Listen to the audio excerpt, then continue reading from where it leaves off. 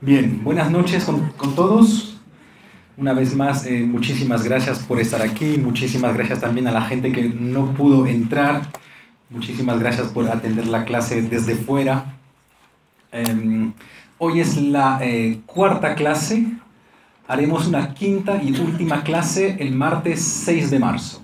¿Ya? Será la última clase. Hoy nos toca un problema fácil, que es quiénes somos. O más bien dicho, ¿quién soy?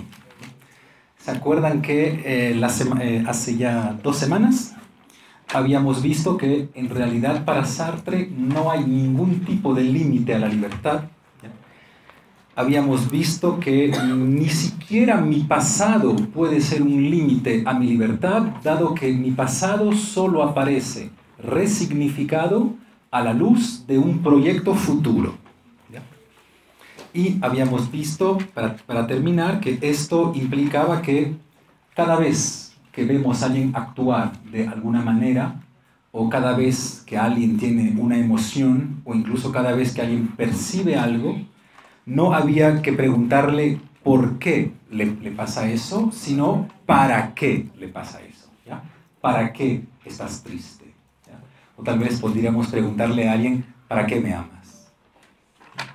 Pregunta aterradora. Dejémosla ahí. Entonces, hoy vamos a intentar ver, a raíz de todo lo que ya hemos visto, qué puede significar la identidad para Sartre. ¿Ya? Y la identidad, Sartre la plantea tanto en El ser y la nada, como en un pequeño libro que se publicó en 1954, que se llama Reflexiones sobre la cuestión judía. ¿Ya? ¿Se acuerdan que en 1954 la guerra mundial acaba en 1945?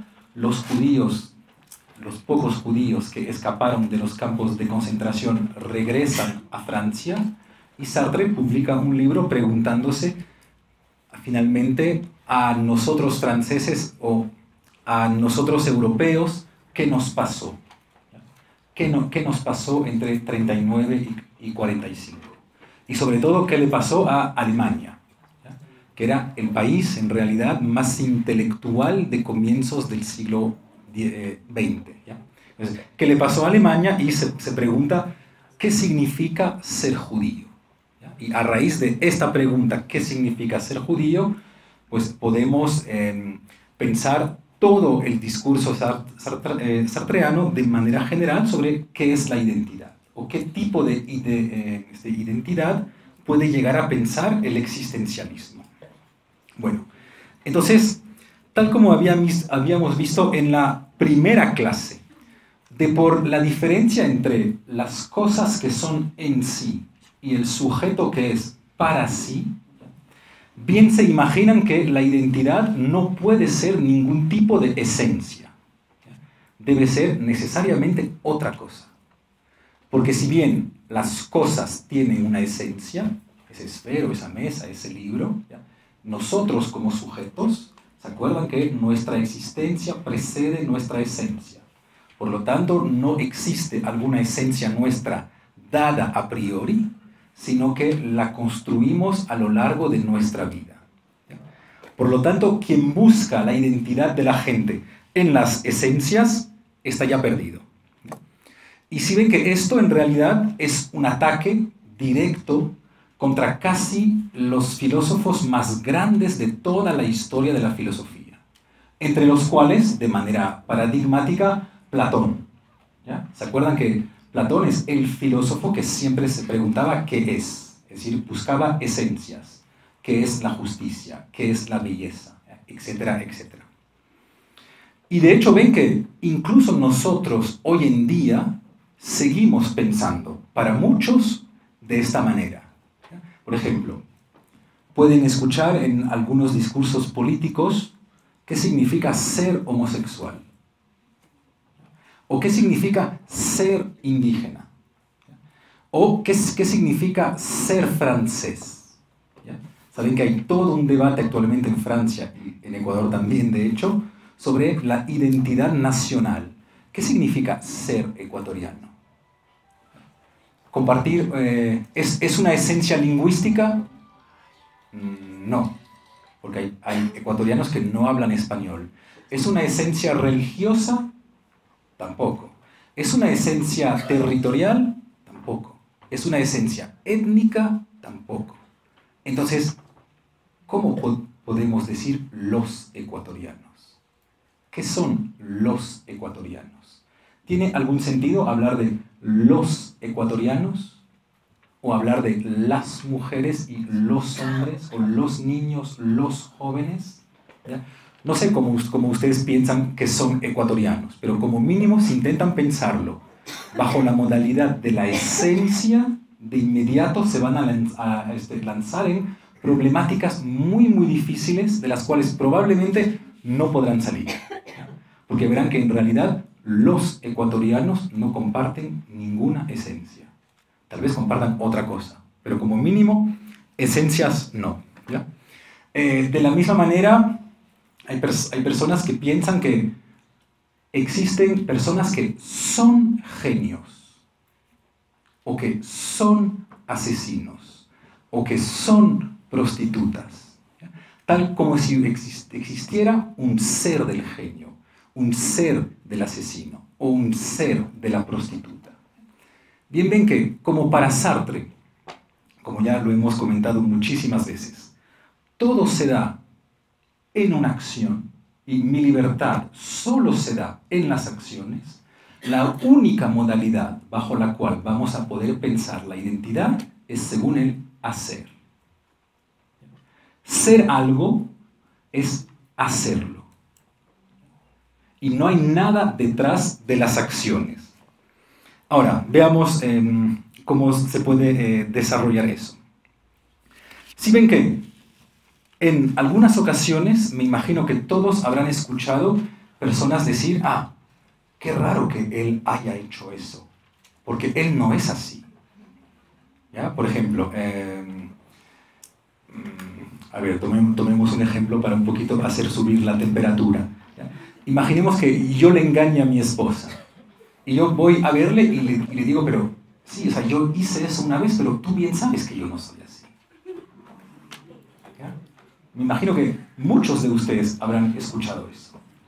Y la objeción inmediata y perfectamente racional de Sartre sería de decir, pero sí, tú no eres nada más que eso. No eres nada más que lo que tú haces. Pero si ven cómo seguimos siendo platónicos, seguimos pensando que hay esencias íntimas de las personas detrás de lo que las personas hacen. Por ejemplo, ¿ustedes están seguros que desde que eran bebés hasta ahora son la misma persona? Si ven que cualquier persona que defienda esta posición ya está postulando alguna esencia íntima, estable, que no se mueve, que no cambia detrás de todos los cambios que hemos padecido.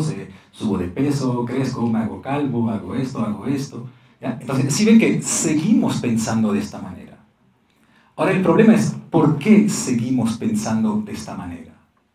Cuando en realidad bien sabemos que entre el bebé que yo era y quien soy yo ahora mismo, tal vez no seamos la misma persona. ¿Sí? O sea, salvo que otra vez seamos platónicos y postulamos que hay algo detrás de lo que yo soy que se mantuvo, que no cambió.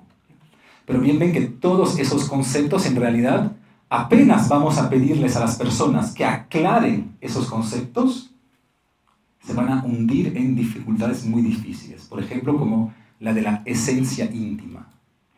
O lo que es aún más chistoso, mi ser íntimo. Eso es mi ser íntimo.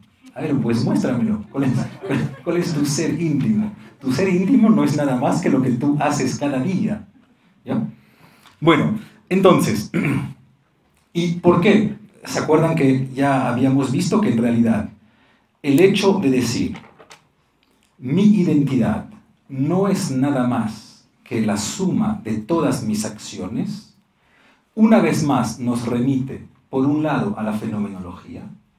El ser no es nada más que el aparecer. Es casi la misma manera de decir las cosas. Y también al existencialismo, no hay existencia dada antes de mis acciones. No tengo ninguna esencia antes de actuar. Y Sartre, creo que sobre este debate de la existencia nos permite pensar muchos problemas contemporáneos. Vean, por ejemplo, el punto siguiente. ¿Alguien puede ser arquitecto sin nunca haber construido nada?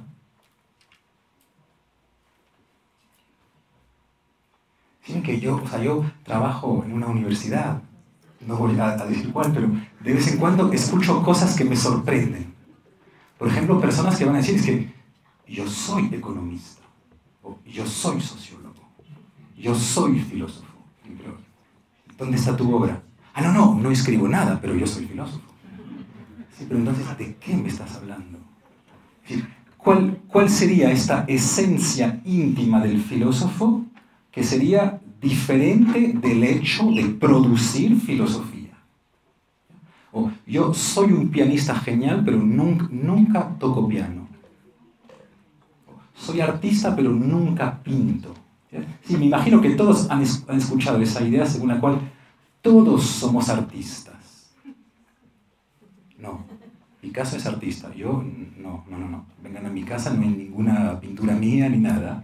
Entonces, ven que esta idea que nos parece, por un lado, sorprendente, según la cual no hay esencia íntima, ¿no? Porque todos pensamos así, todos somos platónicos a pesar de nosotros. En realidad nos permite pensar muchísimas dificultades contemporáneas a la hora de pensar, por ejemplo, en sociología, el ser homosexual o el ser indígena en ciencias políticas. ¿Qué puede significar ser indígena? ¿Qué puede significar ser francés?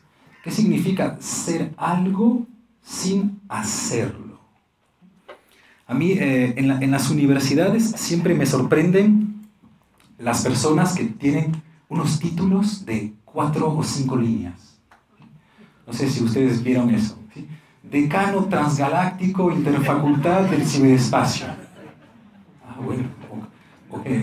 Miembro del Consejo Superior de los Jedi. Bueno, chévere. ¿Y qué produciste este año? No, nada. Yo no tengo tiempo para hacer eso. Sí, pero entonces, ¿qué significa para ti ser decano? ¿Qué significa ser investigador si no publicas, si no te expones al riesgo de la crítica de la gente? ¿Sí? Bien, ves que en realidad eres decano en tu cabeza, pero realmente no eres decano. ¿Ya? Porque decano es obviamente publicar, guiar, dirigir, estar en grupos de investigación, o sea, producir necesariamente algo, ¿no? Entonces, ser, en realidad, para Sartre, siempre es actuar. Y no hay ninguna identidad que se esconda detrás de mis acciones. Por ejemplo, pues, ¿qué es ser homosexual? Tener prácticas sexuales homosexuales. Punto.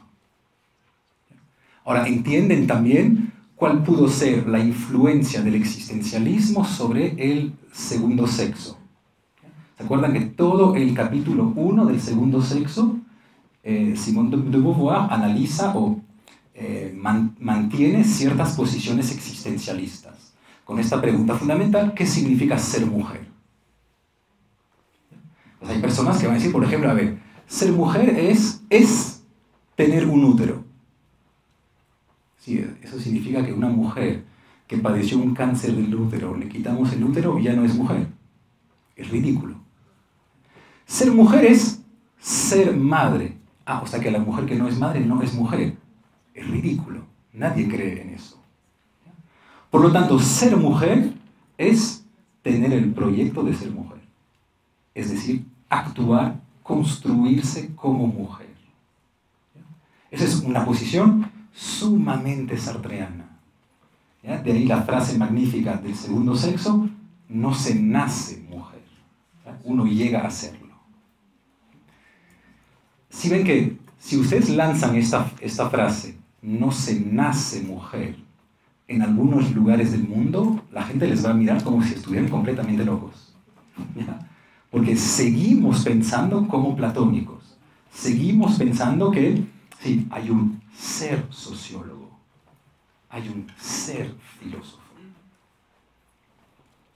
De vez en cuando le digo a mis estudiantes, eso es algo que siempre me parece raro, me entregan su copia y me dicen, no, es que profe, yo en realidad soy capaz de hacer mucho mejor de eso, pero no tuve el tiempo. Le digo, no,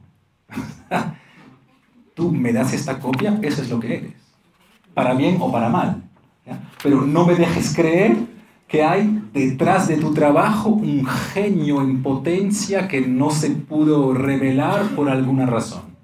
No, no, no. Tu ser son tus acciones, ¿ya? Y yo voy a evaluar únicamente tus acciones. Es exactamente para mostrarles cómo eso nos permite también pensar problemas políticos hoy. Yo escucho de vez en cuando mucha gente que me dice, pero es que a mí me encanta la cultura. Simplemente no leo, no voy al teatro, no voy a la ópera. Sí, pero entonces, ¿qué significa para ti que te encanta la cultura? Si no lo practicas, si no lo haces. Y sé lo que siempre me dicen, lo que casi siempre me dicen es, no, es que el problema es que me encanta la cultura, pero no tengo tiempo para practicar la cultura, que es la excusa común y corriente normalmente de la gente, ¿no? Y con Sartre se le podría contestar, no es que no tienes tiempo para ir a practicar la cultura, porque el tiempo no es algo que se tiene, el tiempo es algo que se toma. Decides no tomar tiempo para las actividades culturales, pero perfectamente podrías sacrificar otras actividades para dedicarte a leer, a la ópera, a lo que sea. Pero obviamente si cada fin de semana sales en discoteca, pues al final no tienes tiempo para la lectura. Pero escoges eso. Eso sería bueno para determinar políticas públicas culturales, ¿sí? Recordarle a los ministerios que el tiempo para la cultura no se tiene, se toma. Y obviamente se toma sobre otras cosas. Entonces, esta teoría de la identidad como acción o de la identidad como hacer plantea algunas dificultades. La primera dificultad, un poco fuerte, que plantea es que si yo estoy o si mi identidad está en mis acciones, surge el problema de saber si mi identidad la determino yo o la determinan los otros. ¿Ya? Es decir, si podemos imaginar alguna identidad que no sea necesariamente mediatizada por la mirada del otro. Porque al final, dice Sartre, hay dos maneras de negar la identidad de alguien. O como mínimo, darme una identidad siempre le sirve al otro para hacerme daño, para poder negarme. Y por la razón siguiente. Si ven que la libertad es un flujo, es la posibilidad de cambiar constantemente, la posibilidad de justamente cambiar de identidad en cada momento. Alguien que me da una identidad bloquea esta libertad, la cristaliza, le impide fluir, le impide moverse.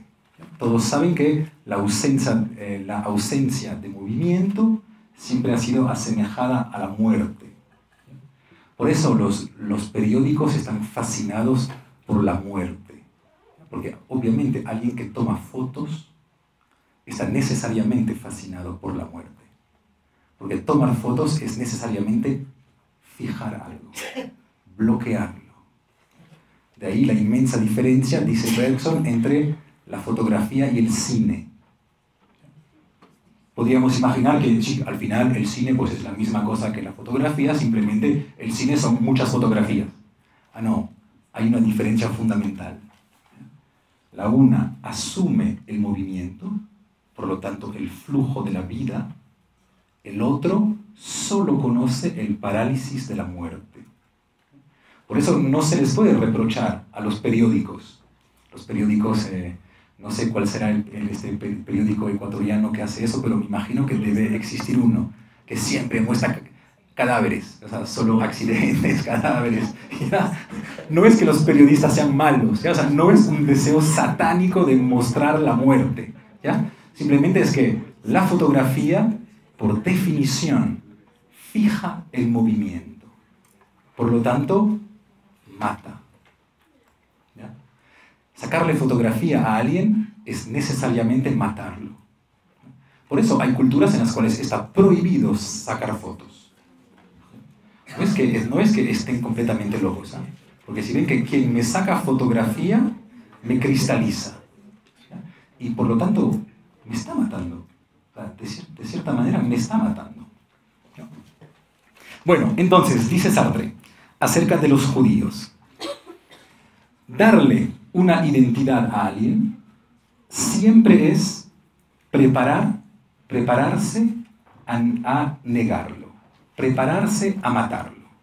Primero porque la identidad es lo que cristaliza a alguien, es lo que bloquea su libertad.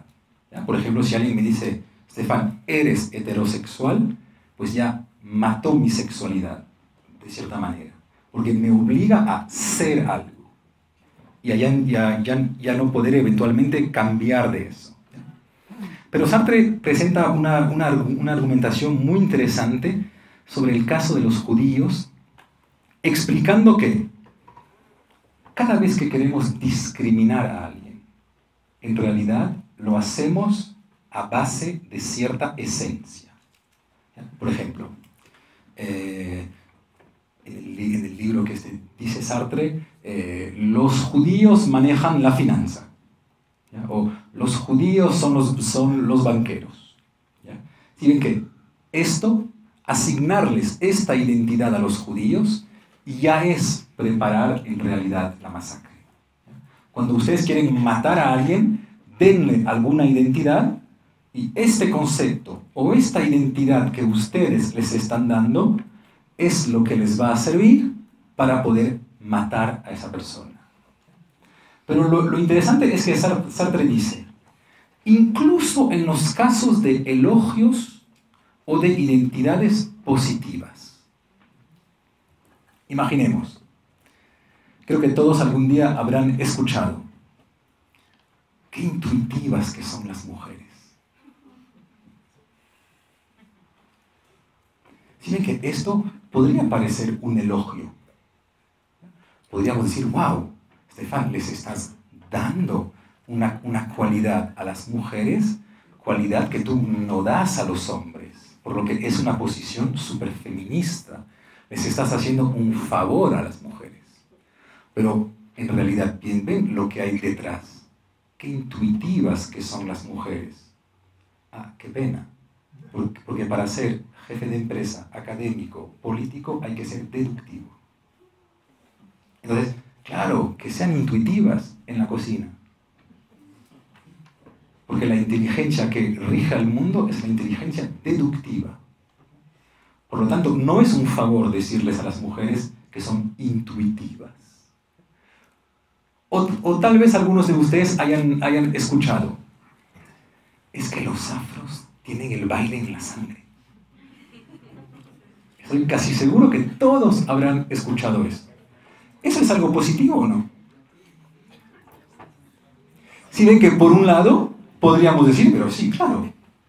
De hecho, bailar, o sea, es genial, es algo espectacular, bailan súper bien, estás demostrando cierto tipo de superioridad de esas poblaciones. Pero en realidad, una vez más, al fijarlos en esta identidad de ser bailarín, ellos son bailarines, por nacimiento, lo tienen en la sangre. Bien, ven lo que se prepara.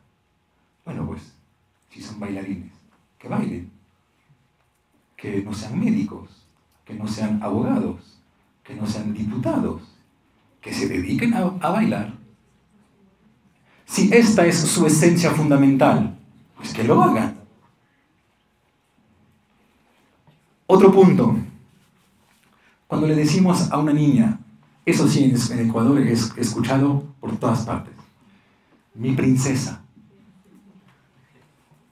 Pues si la niña es una princesa, que no sea astronauta, que sea princesa, que no moleste, que no sea abogada, que no sea médica, que sea princesita, que se ponga faldas rosadas, que esté bien tranquila sobre la silla y que sea princesita.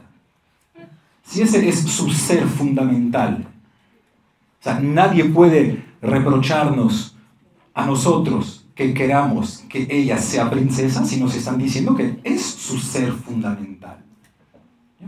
De la misma manera que si el ser fundamental de los afros es el baile, pues les hacemos un favor a dejarles bailar y al no hacer de ellos médicos, abogados, pilotos de avión. Entonces, cuidado con todas las personas que les lancen elogios. Cada vez que alguien les hace cualquier tipo de elogio, detrás se está preparando la segunda ola. ¿Ya? Y la segunda ola suele ser una ola discriminativa, ¿ya? Normalmente. Como por ejemplo cuando a mí alguna vez he escuchado, es que ustedes los franceses son románticos. ¿Qué significa eso? ¿Eso es algo positivo o no? Esto significa, yo no me voy a acostar contigo. Porque lo que yo espero de ti es una relación romántica, pero acostarme esta noche no. Esa es la segunda ola, que normalmente siempre viene. Así que si ven que fijar a alguien en una esencia, ya sea una esencia negativa, o ya sea una esencia positiva, en realidad siempre es hacerle daño. Porque siempre es decirle, tú eres esto. Tal como si estuviésemos hablando a un tipo de objeto. Tienen que es un poquito insultante decirle a alguien, tú eres bailarín, o naciste para bailar. Eso es un poco insultante. O tú naciste para hacer niños. Es un poco insultante también. Tal vez la gente no haya nacido para nada. ¿Ya? Y ellos mismos se construyan en sus vidas.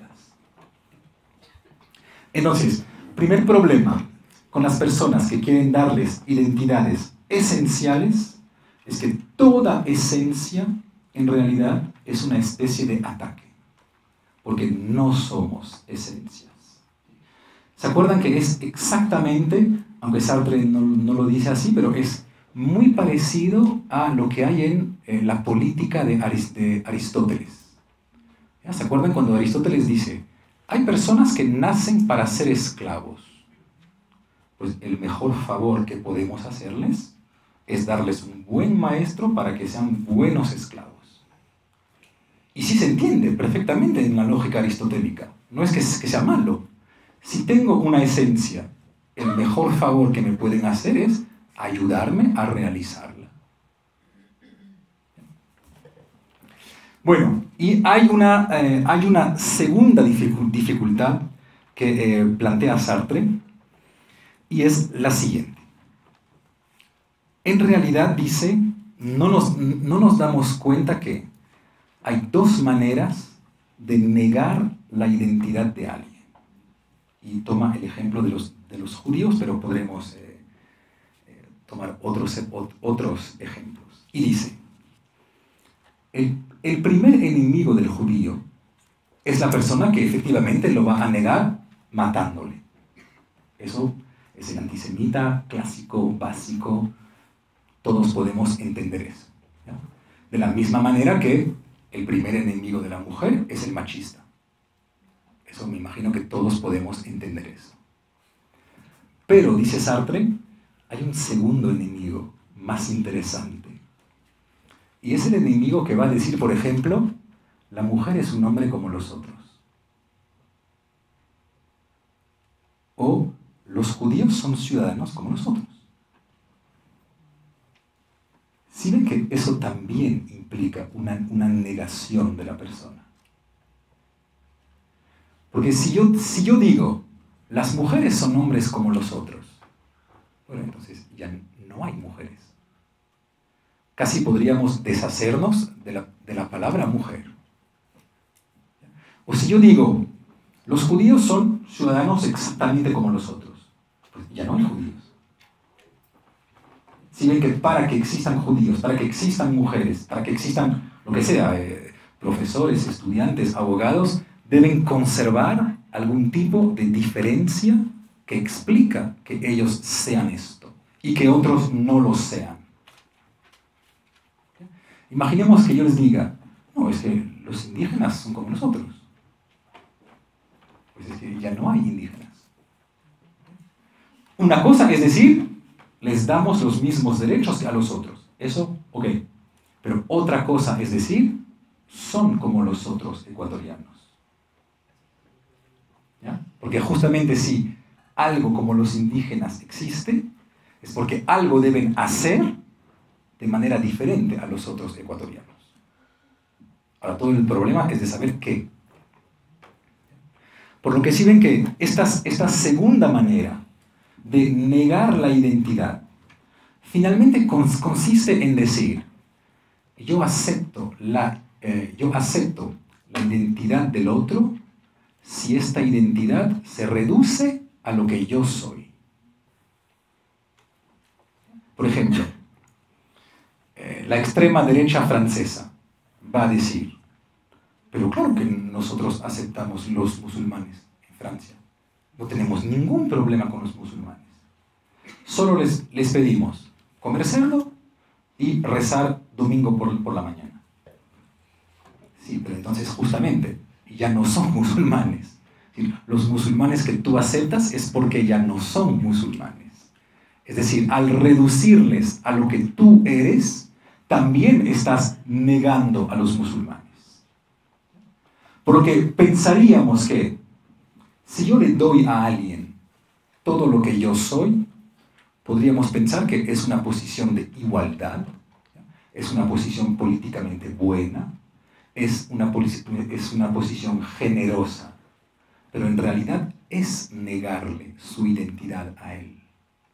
Porque no estamos seguros que él quiera ser como yo. Tomo un último ejemplo que les va a hacer saltar a todos, porque vi que en Ecuador es un problema muy grave. Las mascotas. En muchas ocasiones también escuché cosas terribles por la calle. ¿Ya? Personas que decían, pero es que los perros son como nosotros. ¿Eso es hacerle un favor al perro o no? Por un lado, podríamos pensar que es algo bueno, porque sí, si los perros son como nosotros, es que vamos a darles ciertos derechos, ¿por qué no? Nuestros derechos humanos, ¿por qué no? Y esto podría ser percibido de manera positiva. Pero bien ven que en realidad, del otro lado, lo que hay detrás de eso es decirle al animal, yo niego tu animaldad para darte la humanidad, pero niego tu animaldad. Pintarle las uñas a un perro es hacerle el favor de que él entre en el reino humano, o al contrario, es hacerle el desfavor de sacarlo del reino animal. Pues bien ven que en realidad es negar lo que él es o lo que él intenta ser. Pensamos hacerle un favor y en realidad estamos negando lo que él es. Pensamos hacerle un favor, pero en realidad le estamos imponiendo lo que nosotros somos. Para decirlo como Sartre, él ya no vive su proyecto. Él vive el proyecto que yo tengo para él. Él vive mi proyecto. ¿Ya? Como esas personas que capturan orcas y las hacen bailar en acuarios como vulgares reggaetoneras. No sé si es hacerles un favor a las orcas. ¿Ya? La orca, que es el animal más magnífico que hay, con un despliegue de potencia increíble y las reducimos al estatuto de bailarinas. Es terrible para las orcas. ¿Sí? Último punto que también les va a permitir reflexionar esta noche. El amor. Porque eso también se plantea en el caso del amor. Imaginemos que yo vaya a verle a mi esposa y le diga, mira, ¿sabes qué? Yo te amo muchísimo. Solo te pido que tomes mi nacionalidad, que tomes mis ideas políticas, que pienses como yo, que salgas conmigo, que tus hobbies ahora sean los míos. ¿Es hacerle un favor o no? Pues bien ven que en realidad no sería amarle a ella, sería amarme a mí mismo. ¿Ya? Porque si lo que yo amo en ella es lo que ella tiene de mí, pues es mejor que yo me case conmigo. ¿Ya? Es exactamente el problema de las mascotas. Quien tiene un perro porque le gusta lo que los perros tienen de humano, pues no compren perros.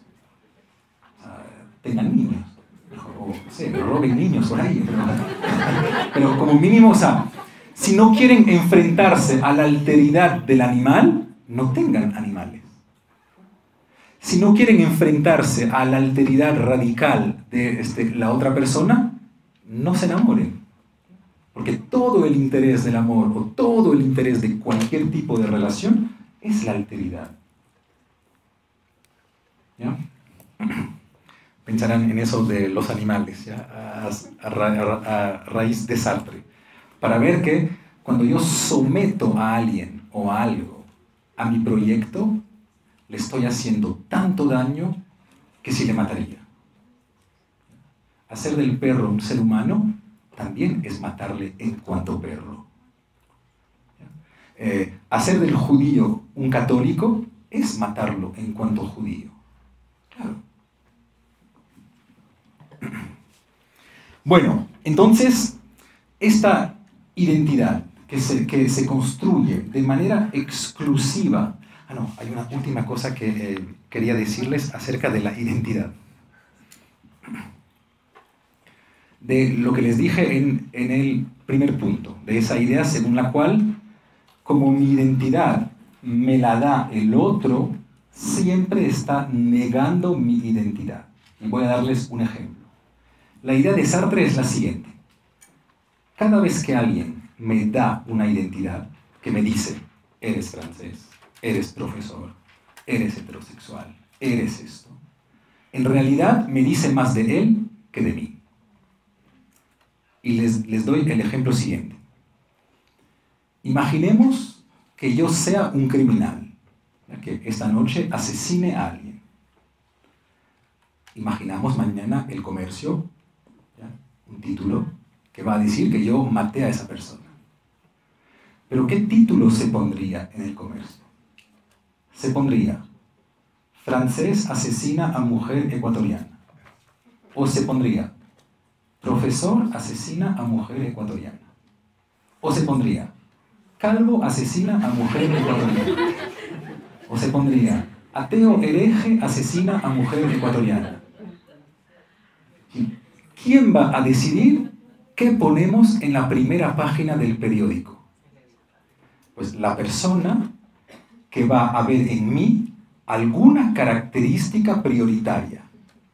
Pero en realidad, esta característica prioritaria que él ve en mí es una característica que él decide designar como prioritaria. ¿Sí? Lo más probable es que si es un periódico de la Asociación Ecuatoriana de Peluquería, ellos pongan calvo asesina a mujer ecuatoriana. ¿Ya? Si es un periódico neonazi, van a poner extranjero asesina a mujer ecuatoriana. ¿Ya? Si es algún periódico postcolonial, van a poner descendiente de colonizador francés asesina a mujer ecuatoriana. Pero si ven que todas esas identidades que esos periodistas me van a dar, depende de su visión del mundo a ellos. Así que depende del proyecto que tengan ellos. Y de hecho, podemos preguntarnos cómo nosotros mismos reaccionamos de esta manera. Cuando hay el 100 metros en los Juegos Olímpicos, ¿ustedes notan que hay más afros que blancos? ¿Por qué lo notan? ¿Por qué lo notan? ¿Ya? Eso deberíamos preguntarnos, ¿por qué lo notamos? ¿Ya? O, por ejemplo, cuando vamos a decir, Angela Merkel es la mujer que llegó al nivel más alto en la Unión Europea. Sí, pero ¿por qué notamos que es una mujer? Debería parecernos normal. No, porque destacamos en ella el hecho que es una mujer. Pues es porque ya asumimos que para nosotros no es normal que una mujer esté ahí. O como mínimo que es algo un poco extraño. Porque normalmente ni deberíamos verlo. ¿Ya? Simplemente podríamos decir, bueno, hay un líder político, tal como los otros líderes políticos en la Unión Europea, que ahí está, punto. Pero ¿por qué queremos absolutamente destacar su característica mujer? ¿O por qué en el 100 metros queremos absolutamente destacar que hay personas que tienen cierto color de piel que están representados de manera más alta que otros? Si ven que alguien que ve eso, es alguien que ya decidió recortar al mundo de manera étnica, lo que no es obvio. Podríamos escoger otras maneras de recortar al mundo. Podríamos decir, de los 10 que salen a correr, pues, no sé, 5 tienen pies grandes y 5 pies pequeños. No, el hecho que alguna diferencia me aparezca por encima de las otras, en realidad dice algo de mí, no dice algo del otro. Porque yo no soy de manera prioritaria francés, profesor, heterosexual, calvo, hereje, todo lo que ustedes quieran. No, o sea, todas esas características, ustedes van a decidir cuál es la prioritaria. Pero eso lo van a decidir ustedes, exclusivamente ustedes. ¿Ya? Bueno, entonces, esa teoría de la identidad como acción normalmente solo puede llevarles a ustedes a dos posturas. Así que al final de esta clase solo deben poder vivir en dos tipos de mundos diferentes. Uno, el mundo de la angustia. Dos, el mundo de la mala fe. Solo hay dos maneras de vivir una vida realmente humana. O la angustia o la mala fe. ¿A qué le llamamos mala fe? Ya habíamos comenzado a ver la última vez un poquito eso. Es de mala fe, dice Sartre, alguien que confunde la acción y el ser. Es decir, alguien que realmente quiere hacernos creer que es profesor, o que es francés, o tal como les decía, que es decano. Eso es vivir de mala fe. Y además pensar que ese ser nos determina a ciertas acciones. O hay otra posición, que es obviamente para Sartre la mejor, que es la angustia. Si viven angustiados, no se preocupen, viven bien. Viva la angustia. Y para poder entender lo que es la angustia, Sartre la distingue del miedo. Una cosa es estar angustiado, otra cosa es tener miedo. Y lo digo tal como lo dice él y después explicamos. Tener miedo es sentirse objeto en el mundo. Estar angustiado es sentirse sujeto en el mundo. ¿Ya? El miedo es sentirme objeto. La angustia es sentirme sujeto. Comencemos por el miedo. Cuando tenemos miedo, dice Sartre, es que tomamos conciencia o queremos dejarnos creer que somos un objeto del mundo, y que por lo tanto pues estamos sometidos a las leyes de la física, estamos sometidos a un montón de obstáculos, y estos obstáculos nos dan miedo.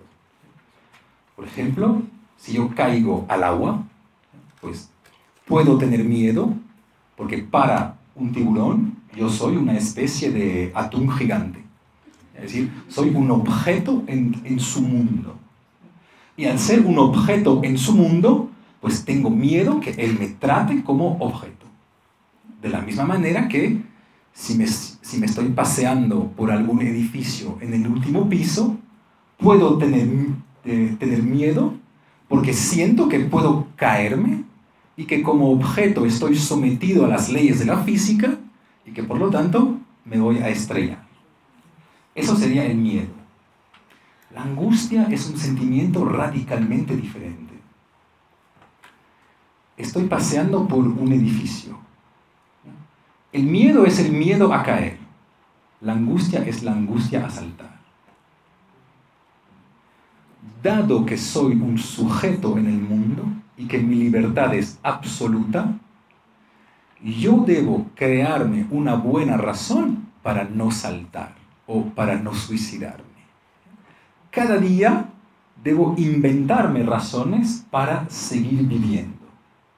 Pero bien ven que no hay ninguna razón objetiva para seguir viviendo. Al contrario, las razones objetivas siempre están del lado de la esencia y por lo tanto de la mala fe. Por ejemplo, voy a decirme, debo seguir viviendo porque pobrecita mi esposa, ¿qué haría sin mí? Es absolutamente falso. Mi esposa sin mí pues sigue su vida y no pasa nada, ¿ya? O debo seguir viviendo porque mi vida pertenece a Dios y solo Él tiene el derecho de retomármela. Si ven que todas esas cosas son excusas esenciales. Cuando Sartre dice, no, en realidad la verdadera angustia es tomar conciencia que no hay excusas. No hay ninguna excusa. Estoy solo frente a mi libertad. Y el único obstáculo a mi libertad soy yo mismo. Yo decido los obstáculos que le pongo a mi libertad. Cada día debo crearme razones para seguir viviendo. Pero no hay ninguna razón objetiva. En realidad, puedo dejar de ser profesor en cualquier momento que me dé la gana, puedo dejar de ser heterosexual, puedo dejar de ser francés, etcétera, etcétera. Eso es interesante cuando, por ejemplo, ciertos estudiantes vienen y se quejan y dicen, oh, es que mañana tenemos clase a las 7 de la mañana, qué terrible. No, lo terrible no es tener clases a las 7 de la mañana.